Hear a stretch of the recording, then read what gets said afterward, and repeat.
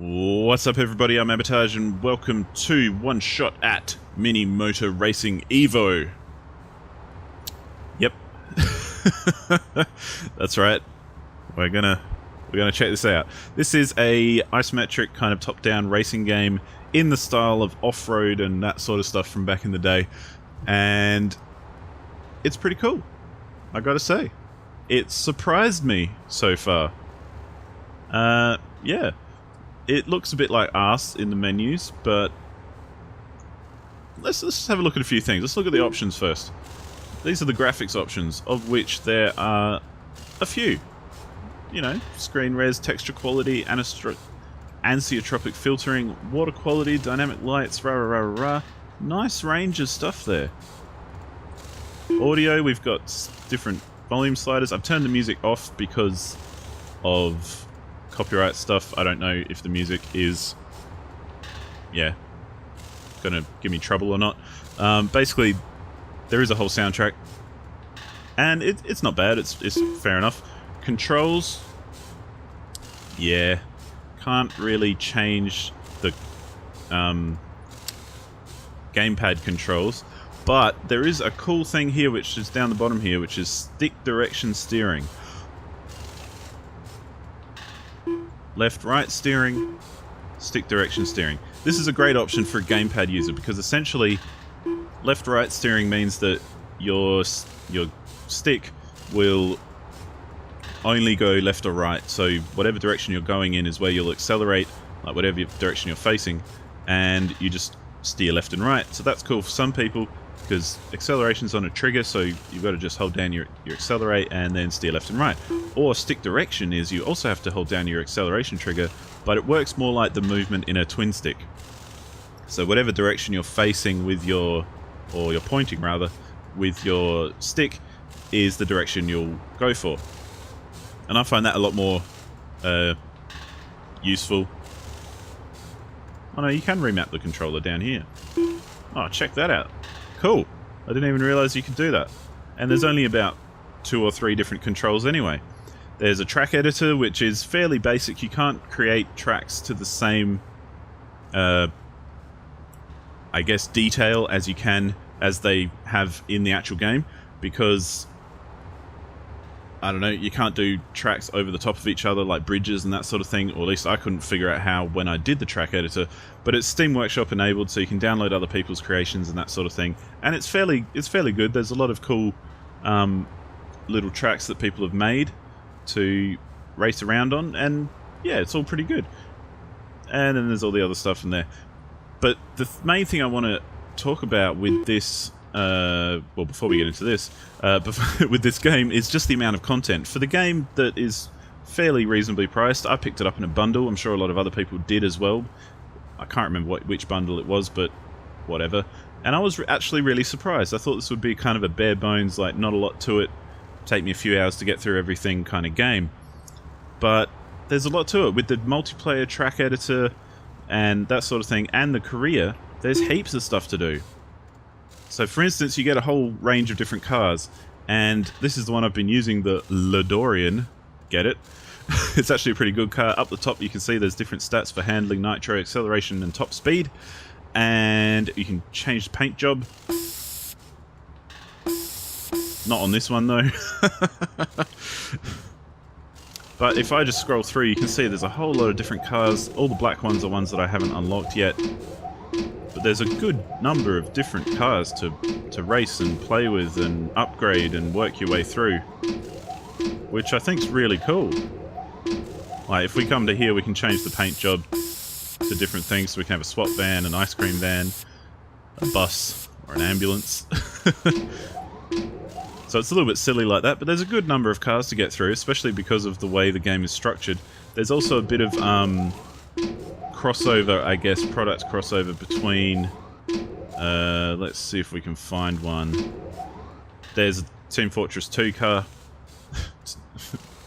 Yeah, you can have a red, yellow, whatever, blue. There's also a Team Fortress track. This is an Aperture car, which I haven't unlocked because there's a Portal track. And the last one that they have integrated is this one. There's a Fruit Ninja car and a Fruit Ninja track. which is a little bit weird, but that cross-promotional stuff is okay, I guess. It's okay because everything that is in there is kind of appropriate to the rest of the game. So this is where we can upgrade our vehicle. So we can spend money that we win from races, and you can see at the very top right there I've got 2,705, which isn't enough to get the next upgrade on these. But you can upgrade your vehicle, and if you look at the top there you see the little bars. That's where I've upgraded in the past, and it just, you know, it's a nice little bit of customization. It doesn't make a huge amount, except other than the fact that the more you upgrade the better your car is. It's simple as that. There's no real in-depth kind of customization like you get in a lot of racing games, but this game is not meant to be realistic or anything. But if we come across now to choose a race, you can see I've got gold in the beginner championship because I've finished it. I haven't finished the intermediate yet, and I haven't even started the expert yet. And this is kind of the first thing I want to look at, is just how much content there is. There's a lot of races here, like there's 4 in each cup. And if we just scroll through the cups, you can see how many different cups there are just in the beginner championship. So there's a good number there. Plus the tracks, there is a fair bit of variety. There's not heaps, but for this kind of game, I'm quite happy with the variety. So there's a few different types. There's like, you know, your typical kind of tarmac and dirt, and there's one on the beach, and there's there. And then there's like reversals of the same ones, or night versions of the same ones. There's the Team Fortress 2 track there, and there's the Portal 2 track there. There's the Fruit Ninja track, and then yeah, there's a lot of variations here and there on each track. So there's like reverse of each track, there's night and days, there's a little bit of variation on that sort of thing, but there's a fair number. There's a good number to keep you amused and keep the variety going, I think. So yeah, so let's have a look at where I'm up to in the Intermediate Championship and actually get underway. Now you can see I've already done a few here, and there's, like I say, there's just so many tracks. I've only got a silver on that one. I do replay them until I get gold, so that's why. It is fairly easy in the beginner levels. Oh, I've got bronze on that one. Yeah, that Ghost Town is a hard one. Yeah, see, again, Ghost Town. But it is fairly easy on the beginner levels, but not so much as you go through. There's quite a steady difficulty curve. So, here we go. This is the Team Fortress track. I need to accelerate to actually move. So, it's this sort of game. You can see I'm using my nitro there. Nitro kind of works and kind of doesn't. It's more... the benefit of it is more to counteract other people's nitro boosts. But as you can see, I'm using twin stick controls, or, you know, my stick points the direction I want to go. So essentially I am just pointing in the direction I want to go and holding down my accelerator key, trigger. And in this track, this is one where it is fairly easy because, I mean, you can see I'm way out ahead. It's easy to stuff it up though and get taken over by the other guys. Essentially, it's one of those racing games where if you don't get in front right at the beginning, you're going to have a hard time. So if you don't boost ahead and kind of outrun everybody right at the start, then it's going to be real difficult to kind of catch up and get past, because essentially the AI drives like retards and yeah, they'll get in your way and they can really ruin your day and that sort of thing. But as you can see as I'm driving around here, I mean, this is a fairly straightforward, no drama kind of run, but there are different pickups and that sort of thing. There's nitro, which replenishes your nitro. As you can see on the top left, I have an orange bar there, which shows I've got 3 nitro charges left. I just missed some money on the track, so that'll just add to my cash pool so I can upgrade my vehicle and that sort of thing. And there's a little mini-map, and yeah, that's about it. It's very bare bones and basic. And it is a very simple game, and a lot of the time some of the tracks are either really easy or really, really difficult. And I think that's probably my biggest criticism of the game, is that some of the tracks seem to be balanced a little weird, as in they are either really difficult or really easy, if you know what I mean. So, like, if we come back here, that Ghost Town track is actually really difficult. As in, if you don't get in front, or even if you do, chances are people are going to overtake you regardless. And it just seems like the AI is a little bit dumb and badly programmed and that sort of thing. Just because, yeah.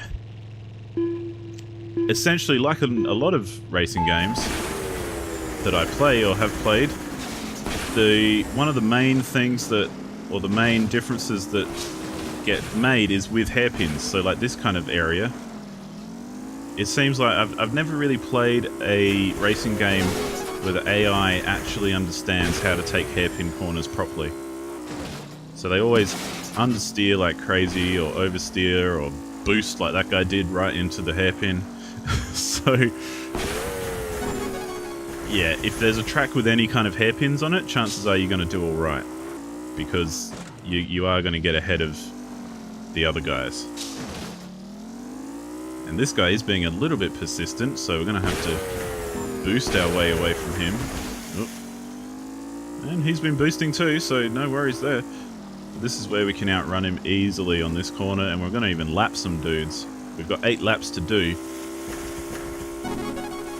So this is where it's kind of like, it's not a walk in the park, because you can't just completely walk it in every time. Like if I wasn't being diligent about driving properly, the dude behind me would have overtaken me by now, because he's being fairly persistent. So you do have to concentrate on what you're doing and learn the tracks and that sort of thing, and really know like when are the good times to boost and when are the good times to kind of take advantage of hairpins or that sort of thing, like here. You know, do you need to brake at all in any points? Because half the time you don't. And yeah, it is fairly... I guess the biggest criticism I have of the game at this stage is the AI, and by relation to that, the difficulty is a little bit messed up. As in, a lot of tracks are either really easy or really difficult. If you know what I mean. So let's have a look at... Let's have a quick look at... We'll do the Ghost Town track, because that'll show you at least maybe I won't win. Because, you know, I do tend to play until I win each of them. But this track is, for some reason, I just can't seem to get it. See, the other cars are such a pain in the ass if you get caught up with them. Or if you hit the wall, it does slow you down a fair bit. There are lots of straights on this map, so I'm not sure if that's why it's easier for the AI, because they just tend to boost a hell of a lot anyway. I've only got 1 boost left, but that's okay. See, it doesn't really matter that much. I did just boost, but he's already caught up with me, so no worries there. And you can see how, look, he's catching up with me very easily. His car probably does have a higher top speed than mine, so I think that car is actually pretty good. So I'm just kind of waiting until I upgrade enough before I can win this race, because unfortunately it does seem like a lot of the time you can win by having the better car and not necessarily by being a better driver. Like other games, like more realistic racing games, quite often I find like I'll stick with one car because I like the way it handles or something, and it may not be the fastest, but it definitely helps me win races because I just dig the way it rolls, if that makes sense. This guy is being a real pain in the ass. See, the nitro doesn't exactly do a whole lot to help you. He's hoping he gets caught up in those guys. No, he's not going to. Okay. See, there's no way I'm going to catch up with this dude now. He's just way too far ahead. And that's pretty much the way it goes. As in, if you're on a track which has a car which is better than yours, chances are you're not going to win. And I guess that's a pretty big criticism, and it is, to be fair. But at the same time, I do really enjoy this game. I don't know why. It's just a nice, very, very casual kind of game to just play around with. And pick up and play for 10 minutes here and there and have a couple of races. Let's upgrade our handling. Why not? Maybe that'll help. Yes, we want to save that upgrade. let's have a quick look at the Fruit Ninja one while we round this out.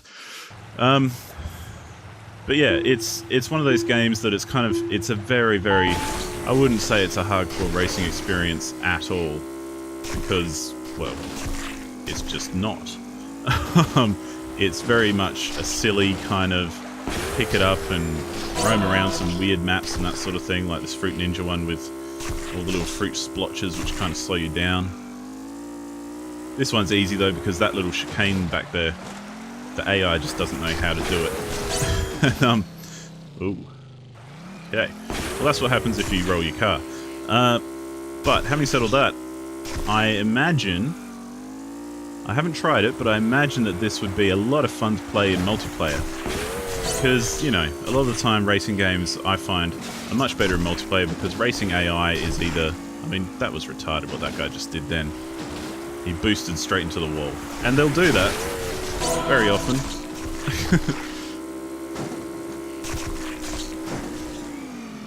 Like this chicane here. Yep, see you later, fellas.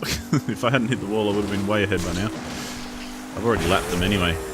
But yeah, so this is kind of the thing I'd say, if you can play it in multiplayer, then, or if you like playing multiplayer, this is probably really good, or a hell of a lot better, because the AI is the big thing that lets it down in a big way.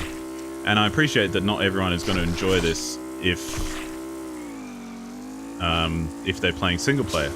I don't mind it. I don't need to be completely challenged all the time.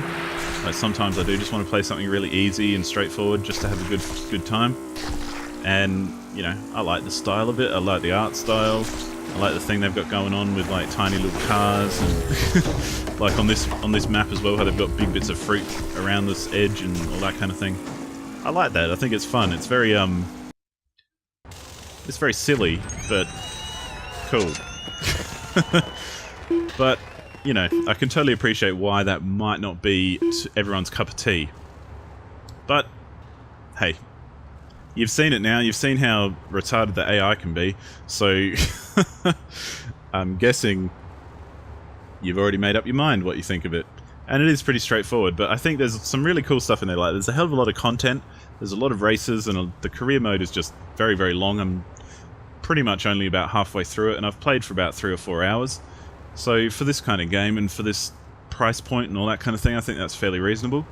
And there is multiplayer, and there is a track editor, there is Steam Workshop, so there's a whole lot of stuff to extend the life of the game. I'm not sure if there are many people actually playing multiplayer these days, but having said that, that's kind of risky anyway, with any game. But, yeah, I'd recommend this if you like this sort of thing. It's very casual. I hate saying casual or hardcore, but I'd say this is very casual, as in not necessarily because of the difficulty or anything like that, more because it's the kind of game where you go, yeah, I'm just going to play that for a little bit. I'm going to have a couple of races of that, maybe upgrade my car a little, and then I'm going to go do something else. And that's pretty much sums it up, I guess. That's it. That's my shot. Check the description for links. It'll all be in there. You can go find it yourself and check it out if you're interested. And I think I'm done. That's my shot at Mini Motor Racing EVO. Bit of a crap name, but hey, I like it. I like the art style. I like it's fun to play. It's kind of easy in parts and difficult in others, but hey, that's what it is. Thank you so much for watching, and I'll see you on the next one. Goodbye.